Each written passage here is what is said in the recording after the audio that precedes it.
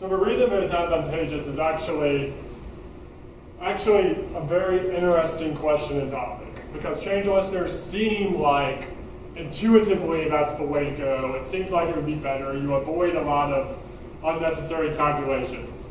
But let's walk through an example of, in practice, what happens when you have change listeners, and an interesting problem that change listener-based frameworks such as Knockout, and to a lesser extent Ember, which uses both change listeners and a digest cycle, have to solve.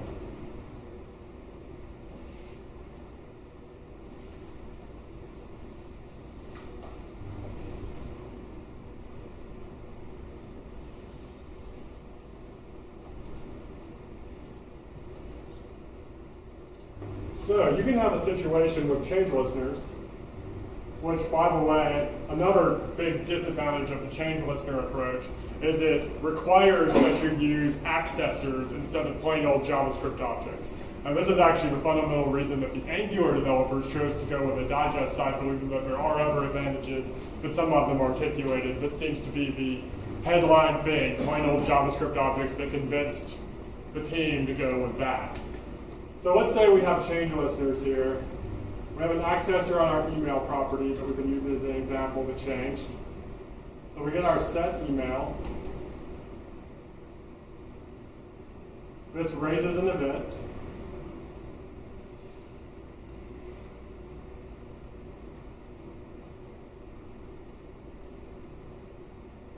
So that's raising the changed event. And then some arbitrary number of listeners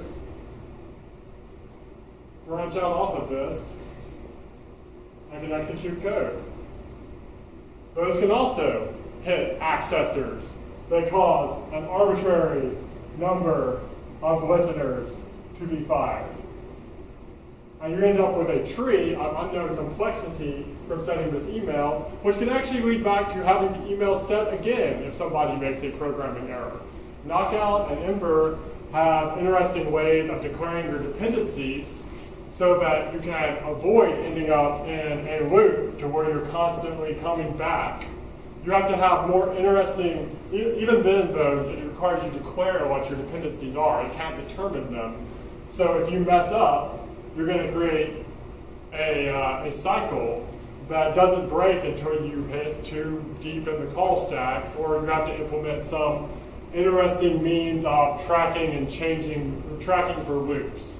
So it creates a more complicated system. On top of that, it's non-deterministic.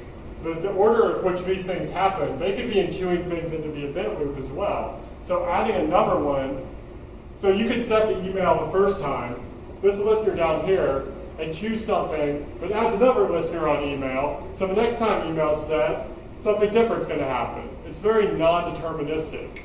You don't really know what you're getting out of this. Is the primary reason that the Angular, it's one of the primary detriments of this style. It's not to say that change listeners are not a valid style, and Ember has done an okay job with them, and Knockout's done an okay job with them, but it is a disadvantage, and it's one of the major disadvantages that dirty checking simply does not have. In our dirty checking example, we have full determinism. You enter, you set the email,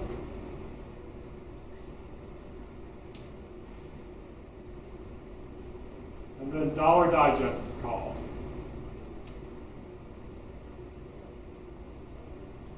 Out of this $digest, it will evaluate your email expression, so $eval email.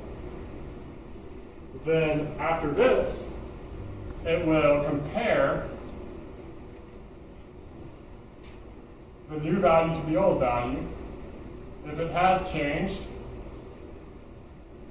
it will set dirty to true.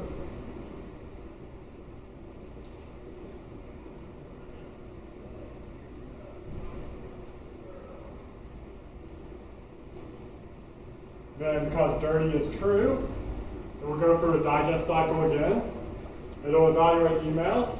It'll see now that its new value is the same as the old value. And we will proceed to DOM render.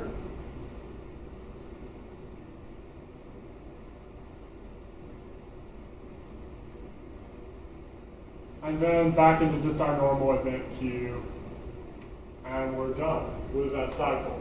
This is just, you can see from this that it's one loop, and it's very easy to implement a maximum cycle on this type of loop, whereas it's not easy to implement a maximum cycle on the other.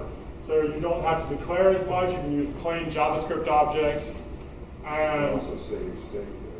Yes, that's right. You can save state. And so it's just a simpler pattern in general. And this is actually what a lot of modern game engines do. They do dirty checking. Now, dirty checking may seem inefficient compared to change listing because you're checking these values. Like let's say we have more than just email, and email is all we've set. We're checking every value in the system, not just email. This is a simplified example on every cycle through. Even if only email is changed, we go through the digest loop again and check every single thing to see if that caused something else to change. If that caused anything else to change, we do it again. And every time we have to check every single thing you've registered on the watch list. So that's why people look at this and intuitively feel like it must be bad. But the real truth is that it doesn't really matter because browsers have gotten really fast. And anything under 100 milliseconds is perceived by humans as direct interaction. So if you click on something and it takes 100 milliseconds for it to change, you perceive that as though you changed it, not as though you pressed something and the computer reacted to it, changing it for you. And we can even do better than that and get down to that under 50 milliseconds rule. And so the average simple JavaScript function executes in about 25 microseconds on most modern browsers like Chrome and Firefox and IE 11. You'll get about a 25 microsecond execution for one of these simple checks. That gives us about 2,000 of these checks in a 50 millisecond window. And we can go up to 100 milliseconds. So we get about 4,000 in 100 milliseconds. And if you have 2,000 things data bound on a page, you've got a really complicated page. You should maybe think about doing some UX work on it.